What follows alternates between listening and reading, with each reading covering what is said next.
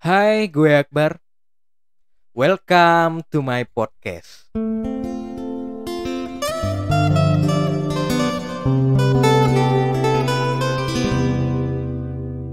Kita akhirnya sampai di episode terakhir di series ini ya. Series Mencintai Diri Sendiri. Yang terdiri dari 4 episode ya kalau nggak salah ya.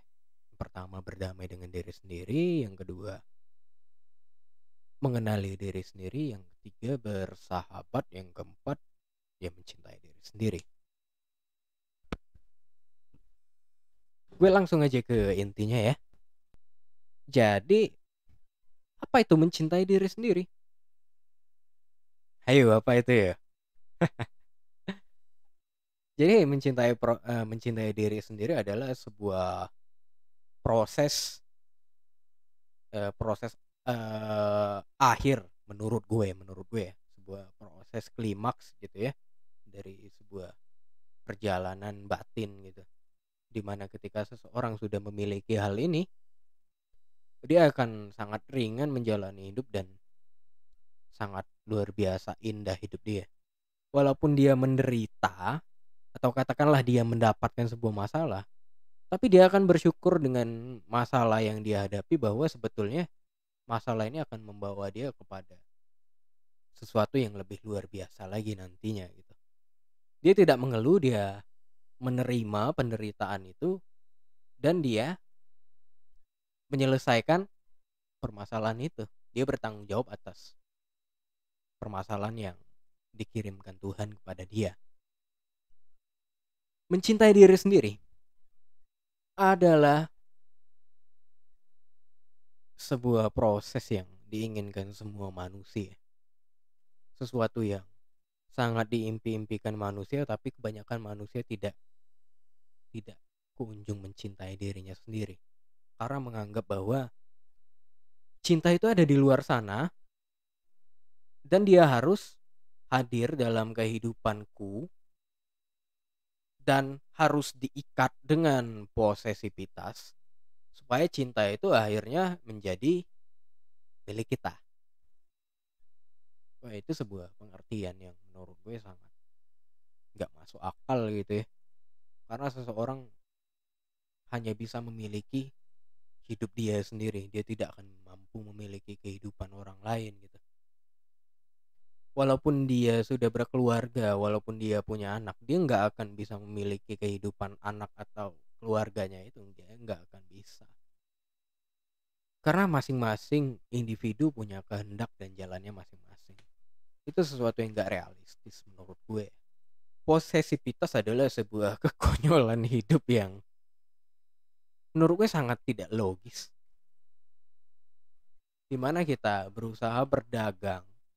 Berdagangnya itu adalah perdagangan kebahagiaan ya. Pertukaran kebahagiaan atau kesenangan sih lebih tepatnya ya. Yang dianggap banyak orang adalah kebahagiaan. Padahalnya itu hanya sekedar kesenangan gitu. Mereka memperdagangkan keadaan batin gitu ya. Kenyamanan batin selalu tukar menukar gitu. Dan itu terjadi gitu ya di kehidupan kita sekarang dan merebak kemana-mana, sehingga akhirnya orang yang bisa membagikan sebuah kebahagiaan secara tulus itu sangat langka. Dan ketika ada satu figur yang seperti itu, semua orang terperangah dan terkagum oleh dia. Itu ketika dia mencapai sebuah titik yang dinamakan mencintai diri sendiri. Itulah sesungguhnya yang dilakukan oleh para spiritualis atau orang-orang suci gitu ya, dan dilakukan para tokoh revolusioner. Karena mereka mencintai diri mereka sendiri, mereka akhirnya mengekspresikan diri mereka itu siapa.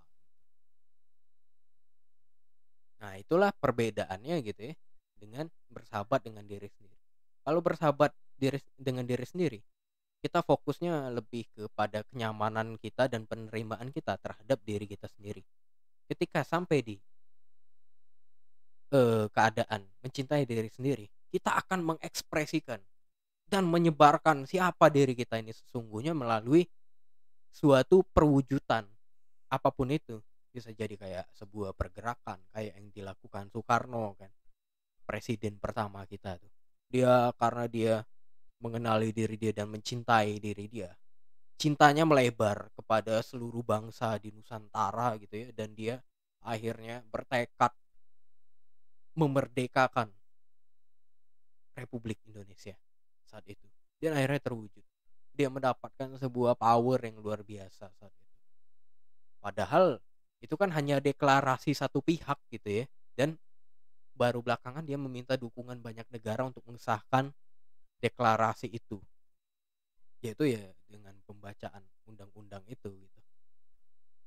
Kalau kita teliti secara sejarah. Begitu juga kayak cerita Mahatma Gandhi gitu ya, yang membebaskan rakyatnya gitu dari, kalau nggak salah, penjajahan dari kerajaan Inggris kalau nggak salah. Begitu juga dengan Bob Marley gitu yang menyuarakan penderitaan rakyat kulit hitam gitu kan. Ah, banyaklah tokohnya. Begitu juga kayak Buddha gitu ya. Begitu juga banyaklah kayak semua tokoh dari seluruh agama kan ya membahas itu. Itu hanya bisa dilakukan ketika seseorang itu sudah sampai di tahap mereka mencintai diri sendiri. Karena mereka tidak lagi bergantung kepada orang lain untuk dicintai gitu.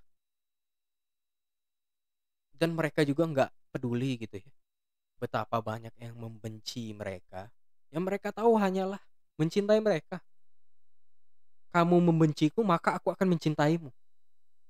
Kamu mencintaiku, maka aku akan mencintaimu. Cintanya udah sampai di titik unconditional love. Bukan lagi perdagangan. Lu baik, gue baik. Lu jahat, gue jahat. No, itu perdagangan, men. Itu nggak ada cinta di sana, nggak ada ketulusan di sana. Lu berdagang kondisi psikologis. Lu tukar menukar rasa senang di dalam diri lu. Ketika seseorang itu sudah tidak mampu lagi menyediakan itu, lu ngejelekin dia dan lu cari lagi yang baru. Itulah realitanya. Itulah realita hubungan asmara yang kebanyakan dilakukan banyak orang sampai saat ini gitu ya.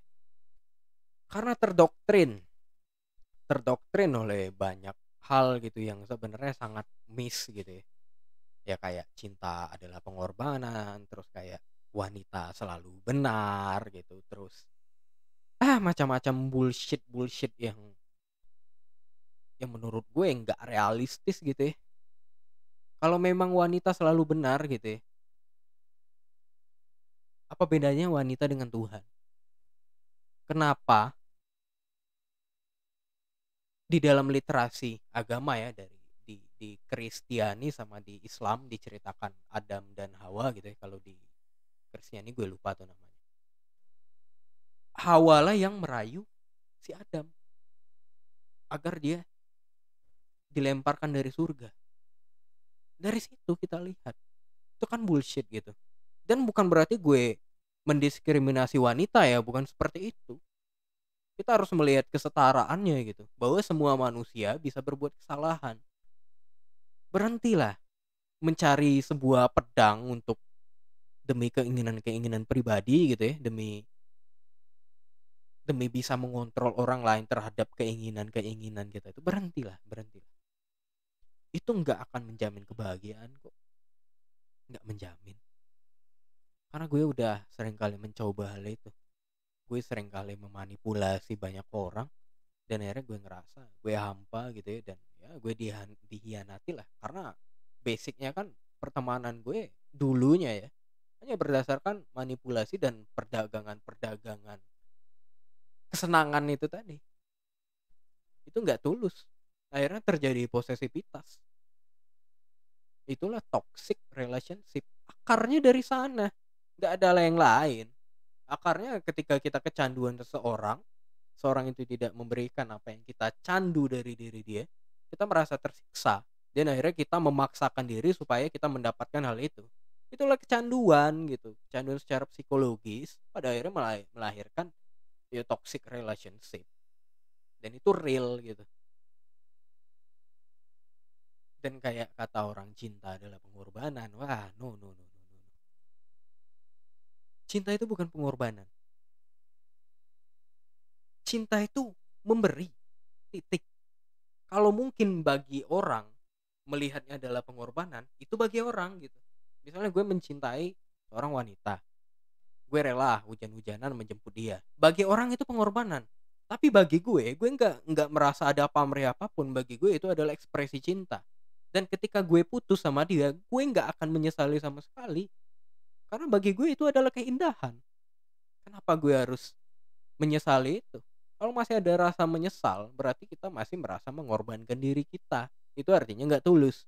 Karena pengorbanan adalah sebuah kata halus, sebuah kata untuk mengeksploitasi seseorang secara halus. Itu doang kok. Gue rela berkorban sama lu asalkan lu melakukan ini. Kan jelas. Sebuah tuntutan terselubung. Itulah pengorbanan. Sedangkan orang-orang suci tidak pernah melakukan pengorbanan. Mereka hanya mengekspresikan cinta itu yang mungkin nampak di mata orang-orang yang tidak mengalami cinta itu sebagai pengorbanan. Diterjemahkan sedemikian rupa bagi orang-orang itu. Ya bagi gue seperti itulah. Itulah ketika kita mencintai diri sendiri. Powernya itu luar biasa gitu ya. Powernya luar biasa. Karena ada dua power gitu ya di dunia ini ya. Yaitu power dan force. Nah, coba lu cari tahu lah mengenai power versus force. Itu bukunya si David Hawkins. Power versus force. Nah, itu menjawab banyak hal gitu ya, berkaitan sama hukum alam semesta, fisika kuantum, psikologis dan segala macam lah. Itu luar biasa tuh buku itu. Jadi ketika kita menuntut atau memakai ego, itu sebenarnya kita menggunakan force. Ketika kita memakai cinta, kita menggunakan power. Ketika kita memasuki zona power, kita nggak akan bisa dipengaruhi oleh force, nggak akan bisa. Itulah ketika kita memang benar-benar mencintai diri sendiri. Ada orang yang mengucilkan kita, ya kita ketawa aja gitu. Ini orang nggak kenal sama gue kok ngucilin gue gitu. Ya nggak apa-apa. Itu kita menjadikan itu sebagai komedi. Nah, ketika kita masih di ranah force, masih ingin pengakuan terhadap dunia, ketika ada satu yang mengecilkan kita, kita akan merasa tersakiti. Oh, dunia sudah membenciku karena ada satu orang yang menjelekkanku. Dia akan menyebarkannya ke seluruh dunia. Tidak. Bullshit lah. Itu ketika kita memakai ego. Ya kira-kira seperti itulah. Mungkin topiknya melebar gitu ya. Tapi pada dasarnya seperti itu. Ketika kita sampai mencintai diri kita sendiri, udah itu, kita akan sampai kepada titik kebahagiaan tertinggi gitu. Dan akan bertambah terus menerus dan tidak terdefinisikan. Karena cinta itu sendiri tidak punya batasnya. Cinta adalah sebuah keagungan tanpa batas. Bukan hanya sesempit hubungan romansa. Itu hanyalah 0,1% ekspresi dari cinta itu sendiri. Sedangkan cinta yang sejati itu tak mampu didefinisikan manusia. Karena dia bersumber dari Yang Maha Pencipta itu. Karena basic alam semesta ini adalah cinta. Secara filosofis, percintaan antara ayah langit dan ibu bumi melahirkan alam semesta ini. Percintaan antara ayah dan ibu kita melahirkanlah kita. Ya seperti itulah kira-kira gitu ya. Semua hidup ini adalah semua tentang cinta sebetulnya. Kalau kita mau bedah satu-satu ya luar biasa sih. Dan kita akan menemukan sebuah kekaguman yang luar biasa terhadap hidup tentunya. Tapi balik lagi, gue tidak akan memaksakan kebenaran gue, pemahaman gue kepada siapapun. Gue hanya berusaha membagikannya yang mudah-mudahan bermanfaat. Gue nggak akan lelah mengulangi statement ini bahwa ini adalah opini gue, karena gue sama sekali tidak ingin mempengaruhi orang secara langsung. Gue hanya ingin memberikan kebebasan kepada seseorang di mana dia yang harus memutuskan apa yang boleh masuk ke dalam diri dia dan apa yang enggak. Karena itulah tandanya kita mengenali diri kita sendiri. Karena kalau lu masih terdoktrin dari apa yang gue bilang, bukan atas dasar kesadaran lu, kayaknya gue nggak sukses gitu. Omongan gue nggak sukses menurut gue gitu ya. Gue nggak sukses menyebarkan esensi yang gue maksudkan. Lu harus memutuskan semuanya dengan kesadaran lu. Lu harus bertindak semuanya berdasarkan kesadaran lu.